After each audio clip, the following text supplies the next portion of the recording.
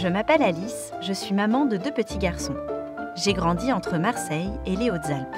Enfant, j'avais une fascination pour la montagne et pour ces alpinistes qui se lancent à l'assaut des géants de granit ou de glace. Je me demandais où ils trouvaient la force, la détermination et parfois l'inconscience d'aller défier les cimes. Mais surtout, je m'étonnais de voir si peu de femmes dans les cordées et les refuges d'altitude. Alors, quelques années plus tard, je suis allée à leur rencontre et j'ai décidé de leur donner la parole. Voici Clémentine, monitrice de ski dans les écrins et fondatrice de l'association Girls to the Top. Depuis 8 ans, elle transmet ses connaissances à des femmes de tous âges et de tous niveaux pour démocratiser l'accès des sports de montagne auprès du public féminin. Petit à petit, elles prennent confiance en elles jusqu'à devenir autonomes à leur tour.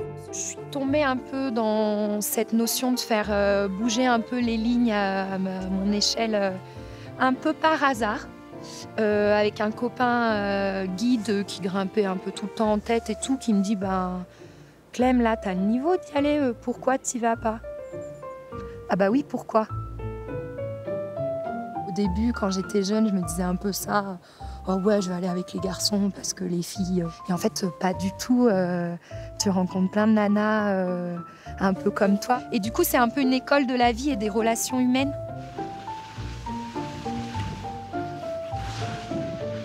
Julia, elle, est l'une des rares femmes guides de haute montagne. Parmi les 1800 professionnels qui exercent en France, seules 30 sont en effet des femmes. Elle encadre également l'équipe féminine d'alpinisme de Haute-Savoie et enchaîne les entretiens pour sélectionner les 6 filles qu'elle va former pendant 2 ans, convaincue que c'est par la transmission que le plafond de verre finira par céder.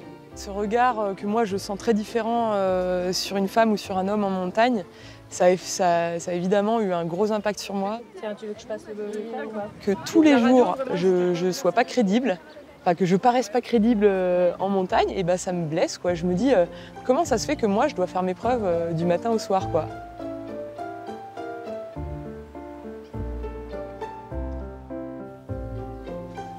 Quant à Valérie, elle est monitrice d'escalade et psychomotricienne dans les Hautes-Alpes. Elle organise des ateliers de grimpe pour ses patients atteints de diverses pathologies, notamment des cancers. Elle-même touchée par une maladie dégénérative, elle a expérimenté les bienfaits de l'escalade dans le combat contre la maladie. C'est important de ne pas se sentir seul. Et ce moment d'escalade, quand on a un binôme, on ne va pas être tout seul à grimper. Déjà, quand on grimpe, je trouvais que par rapport à la maladie, c'était vraiment un beau cadeau. Et ensuite, il y a autre chose, c'est que l'escalade, à chaque fois qu'on monte en haut d'une voie, en fait, on a gagné une petite victoire. Coucou. Ces 3 femmes ont lié leur destin aux montagnes. Mais comment ont-elles réussi à faire leur place dans ce monde encore si masculin de l'alpinisme? Et surtout, comment leur engagement peut-il aussi devenir un outil d'émancipation pour elles-mêmes et pour toutes les femmes qu'elles accompagnent désormais? C'est un féminisme doux. Je ne sais pas comment le décrire parce que le féminisme, c'est important. On est toutes envie de faire bouger les lignes là-dessus. Dans l'assaut, c'est à la cool. On fait aussi encadrer par des garçons. Ils nous aident aussi sur certains trucs. On veut vraiment que ce soit un effort collectif et je pense qu'il l'est. Qu'est-ce que c'est qu'être une femme? C'est juste être un profil plus rare dans un milieu où il y en a moins.